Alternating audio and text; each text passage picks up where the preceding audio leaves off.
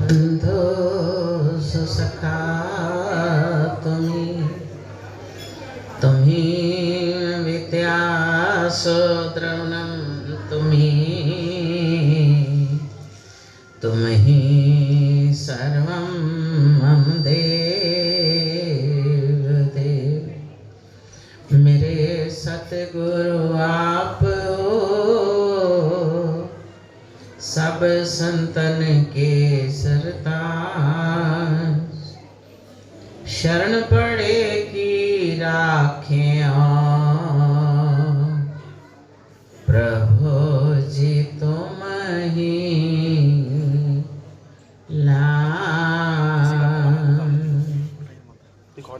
शरण पड़े की राखे प्रभु जी तुम ही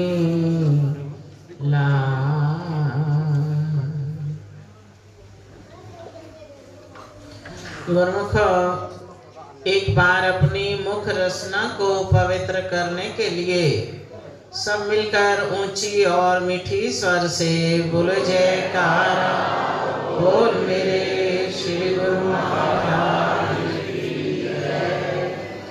गुरुमुख पिछला वर्ष सन 2022 समाप्त हुआ और आज नया वर्ष सन 2023 शुरू हुआ। तो आज के नए वर्ष की सबको बहुत बहुत मुबारक हो।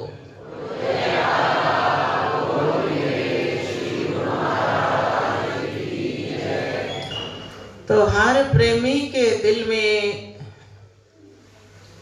नए वर्ष के आरंभ में ये ख्वाहिश होती है कि ऐ प्रभु जैसे पहले भी हर पल आपका साथ मिलता रहा, आगे भी आने वाले इस वर्ष में उसी तरह आपका साथ हमेशा मिलता रहे, क्योंकि प्रेमियों के जीवन का आधार ही प्रभु है। जब वो अपने प्रियतम के दर्शन करते हैं तो उनको सुख मिलता है, आनंद मिलता है। आओ मिलकर प्रभु के चरणों में नए वर्ष की प्रार्थना करते हैं कि नया वर्ष ये आया है, खुशियां बहारें लाया है, सतगुरु जी का दर्शन पाके सबका मन हर्षाया है। हाथ जोड़ कर विनय हमारी मिलता यूं ही दीदार रहे, सेवा सिमरन नित ही करें, पांचों नियम निभाते हुए श्री चरणों से प्यार रहे। यही तमन्ना है दिल की, प्रभु सदा आप मुस्कुराते रहो, युग युग राज अटल हो आपका, सुंदर दर्श दिखाते रहो, युग युग राज अटल हो आपका, सुंदर दर्श दिखाते रहो। तो प्रेमी प्रभु के चरणों में विनय करते हैं कि प्रभु हमें आपका निर्मल प्यार चाहिए, आपका सुंदर दीदार चाहिए, और आपने जो भक्ति के नियम बनाए और भजन सिमरन की जो हमें आज्ञा फरमाई उस पर नित्य प्रति हम चलते रहें। इसी से हमारे जीवन का कल्याण है। जैसे हम वाणियों में भी सुनते हैं, महापुरुष भी हमें बार बार यही प्रेरणा देते हैं कि ये मानुष चोला बड़ा अमोलक है, बेशकीमती है, तो इससे कौन सा लाभ उठाना है। ऐसा नहीं कि संसार में रहना नहीं या काम नहीं करने। संत फरमाते हैं कि संसार में रहो, मगर राजा जनक की तरह राज करते हुए अपनी सुरती को मालिक के चरणों में जोड़ो। तो राजा जनक की मिसाल किस लिए दी जाती है कि संसार में रहते थे, राजपाट भी चलाते थे, मगर किसी भी वस्तु में उनके दिल की आसक्ति नहीं थी। उनकी सुरत की तार हमेशा अपने प्रभु से जुड़ी रहती थी। हर श्वास में वो सिमरन करते थे। तो इसलिए उनकी आज भी मिसाल संसार में कायम है।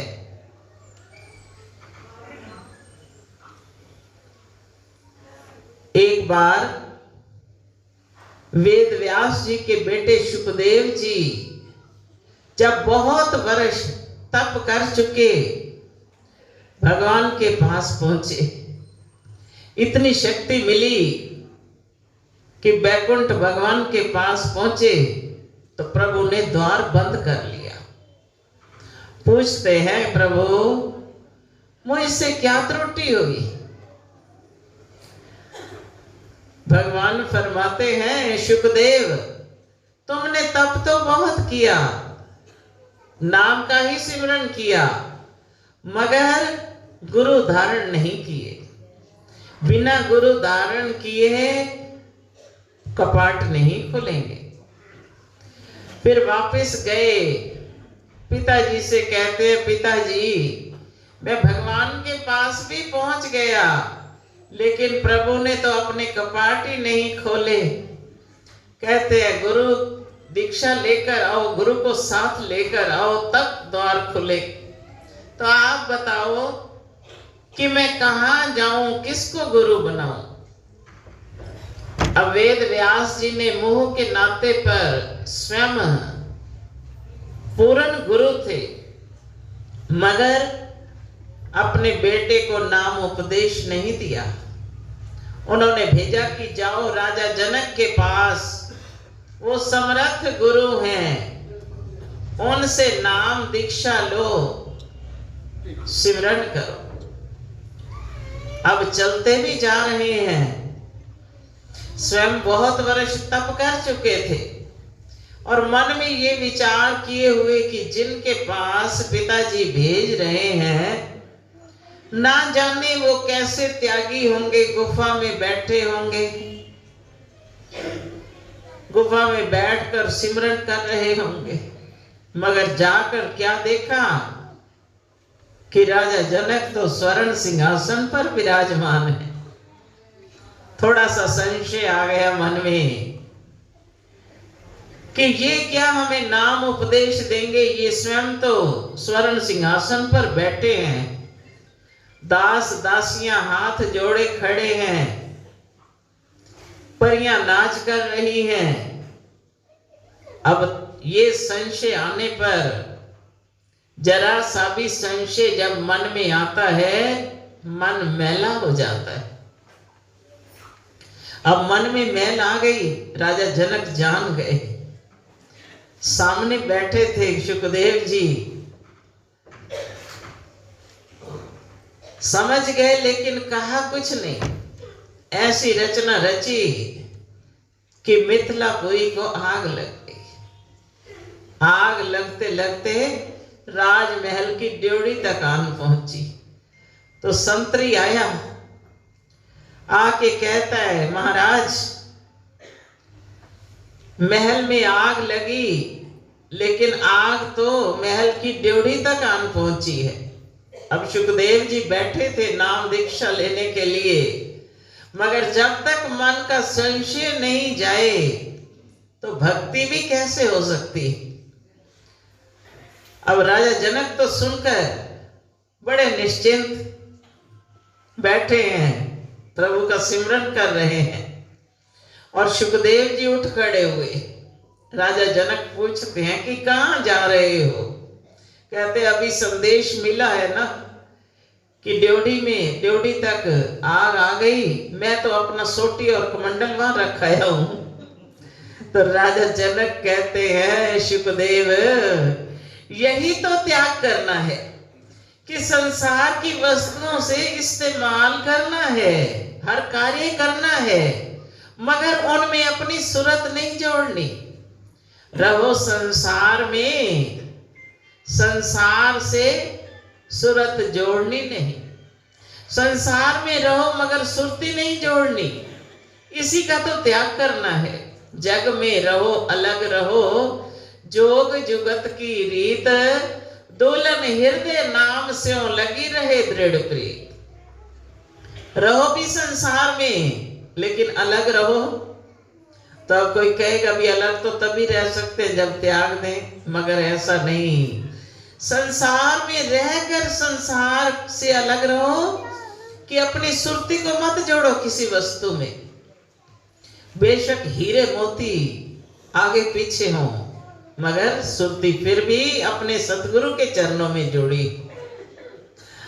अब राजा जनक कहते हैं कि हमें सारे महल की, सारी मिथिलापुरी की चिंता नहीं, तुम्हें एक सोटी और कमंडल की चिंता हो गई। इसी का त्याग करके जब त्यागी मन होगा तो सिमरन का तभी आनंद आएगा जब मन से तुम त्याग करोगे।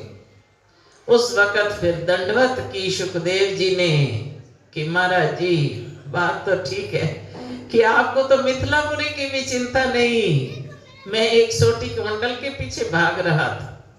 दंडवत कर दी कि प्रभु अब मेरे मन में कभी संशय नहीं आएगा, आप मुझे भक्ति का दान दीजिए। फिर उन्होंने वहां नाम उपदेश दिया। वापस लौटे तो वेद व्यास जी पूछते हैं, बेटा गुरु धारण कर आए? कहने लगे जी पिताजी, आपने मुझे पूर्ण गुरु के पास भेजा। फिर पूछते हैं कि अपने गुरु की कोई सिफत तो सुनाओ, उनमें क्या सिफत है? कहने लगे पिताजी मैं क्या सिफत बतलाऊं? तो वेद व्यास जी कहते हैं क्या आपको गुरु सूर्य जैसे लगे? कहते नहीं पिताजी, सूर्य में तो बड़ी तपश है, मेरे गुरु महाराज में तो तपश का नाम निशान नहीं। फिर पूछते हैं कि क्या तुम्हारे गुरु चांद जैसे हैं? कहने लगे नहीं, चांद में तो दाग है, मेरे गुरु में कोई दाग नहीं, वो सबसे न्यारे। फिर पूछते हैं, परीक्षा ले रहे थे कि इसकी कैसी श्रद्धा है, कैसा विश्वास है। फिर पूछते हैं कि कोई सिफत तो बताओ। कहने लगे मैं सिफत नहीं बता सकता, वो बेमिसाल हैं, उनकी दुनिया में कोई मिसाल नहीं। जैसे मेरे गुरु महाराज हैं, सारी दुनिया में मेरे गुरु महाराज जी जैसा कोई नहीं।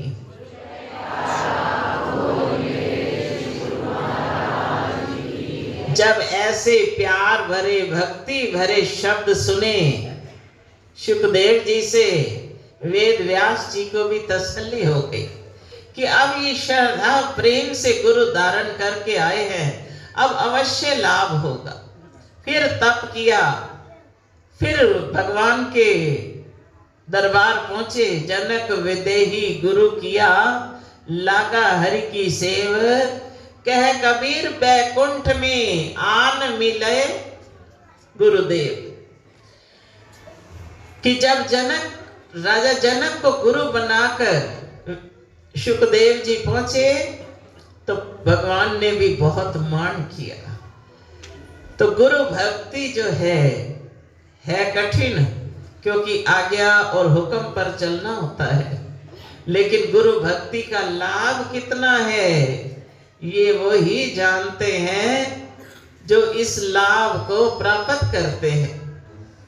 उन्हीं को कीमत है कि मुझे कैसे गुरु मिले, क्या दरबार मिला, हम नित्य प्रति देखते हैं, और जब श्री अनंतपुर जाते हैं, दर्शन करते हैं, तो क्या मन में ऐसा हमें लगता है या नहीं कि गुरु महाराज जी जैसा तो सारी दुनिया में नहीं।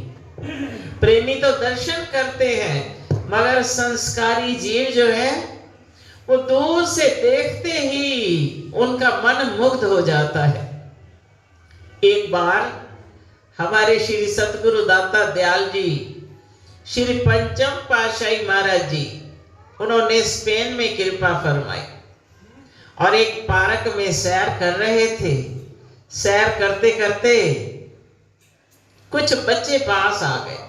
अब छोटे छोटे बच्चे थे, आके श्री गुरु महाराज जी को एक टक देखने लगे। तो जो महात्मा जन साथ थे पूछने लगे कि बच्चों, आपको क्या ये बहुत प्रिय लग रहे हैं? तो वो बच्चे कहते हैं कि आप तो सारे संत हो, लेकिन ये तो संत भी नहीं लग रहे। तो उन्होंने पूछा कि ये आपको क्या लग रहे हैं? वो छोटे छोटे बच्चे कहते हैं कि ये जिन्होंने सफेद वस्त्र धारण किए हैं, ये तो सचमुच के गॉड हैं।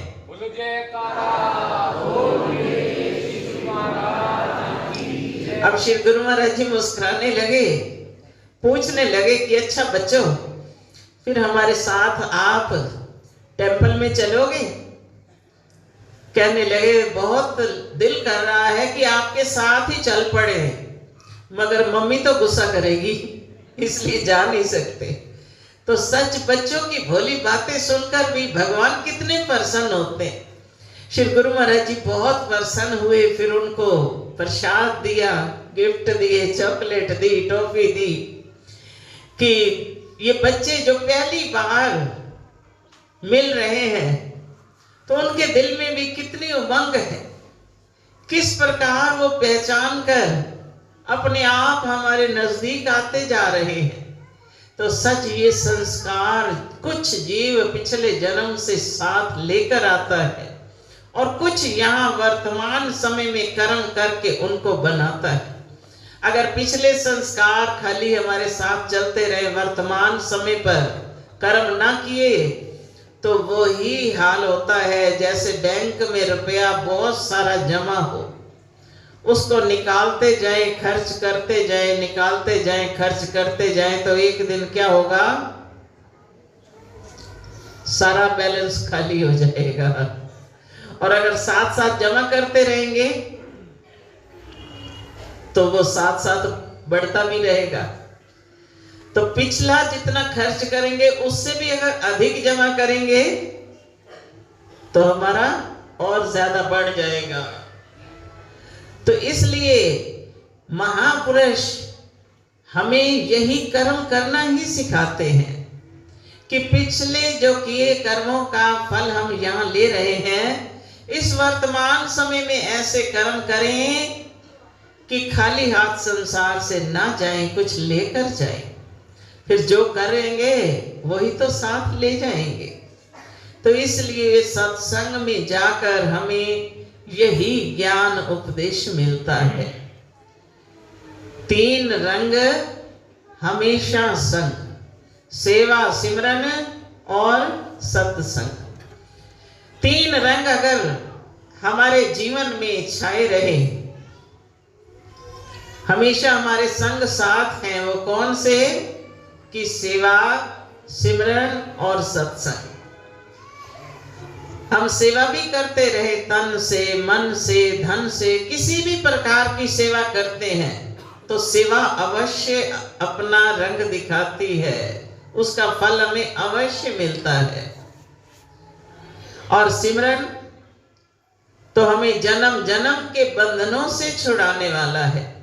जैसे अभी सुखदेव जी की कथा सुनी, उनका जीवन चरित्र सुना कि बिना गुरु के तो भगवान की दरगाह में भी ठिकाना नहीं मिलता। तो हम कितने भाग्यशाली हैं जिनको गुरु की शरण प्राप्त हो गई। नित्य प्रति प्रेमी सिमरन करके अपना जीवन सफल कर रहे हैं। तो इसलिए सिमरन करना भी बहुत जरूरी है। फिर सत्संग, वो भी अगर हम आधार बनाए रखते हैं तो सत्संग एक ऐसा मार्ग है जो हमारे जन्म जन्म की बिछड़ी सुरती को मालिक के संग मिलाने के लिए रास्ता दिखलाता है। हमारी सूरत जन्म जन्म से इस संसार के बंधनों में बंधी रही, तो सत्संग में आकर यही ज्ञान प्राप्त होता है कि हमारे जीवन का लक्ष्य क्या है। खाली जीवन बसर कर लेना ये जीवन का लक्ष्य नहीं, ये तो शरीर के लिए है, ये प्रभु सबको दे, इसमें संतों का कोई दखल नहीं। मगर जिस कार्य के करने से हमारा ये जीवन सफल हो, आगे दरगाह में सच्ची बैठक मिले, वो तो मालिक की भक्ति है। तो सत्संग में भक्ति का ही ज्ञान दिया जाता है। इसलिए नित्य प्रति सत्संग सुनते सुनते जैसे हम थोड़ी देर आते हैं फिर बाहर जाते हैं, फिर वही माया का रंग चढ़ना शुरू हो जाता है। फिर गुरु महाराज जी बुलाते हैं कि आओ, फिर इस पावन धरती का भी बड़ा असर होता है। जो धरती महापुरुषों ने, जिस धरती पर आप चरण छुआए, आप विराजमान हो गए, तो ये धरती भी मामूली धरती नहीं होती। जब धरती करे पुकार संत जन तारण आते हैं। धरती की भी युगों की पुकार होती है, वहां जाकर वो डेरा लगाते हैं, चरण छुआते हैं। फिर इस धरती का ऐसा असर होता है कि अंदर प्रवेश करते ही हमें भक्ति की सुगंधी आनी शुरू हो जाती है। फिर जब हम बैठकर सत्संग सुनते हैं, बैठकर दर्शन करते हैं, तो ये नजारा जब हृदय में बस जाता है, तो यही हमें सच्चा आनंद देने वाला है। तो इसलिए आज नए साल के दिन अपने प्रियतम प्यारे श्री सतगुरु दाता दयाल जी के चरण कमलों में सब यही विनय करते हैं कि प्रभु आपकी बड़ी दया हम पर है कि आपने अपना सेवक बनाया, भक्ति का मार्ग दर्शाया। तो इसी तरह हमेशा हमारी रहनुमाई करते रहना, अपनी छत्र छाया में बिठाकर भक्ति का अमृत पिलाते रहना, जिससे हमारा ये जन्म भी सफल हो जाए, परलोक भी संवर जाए और आपकी भी प्रसन्नता प्राप्त हो। बोलो जयकारा।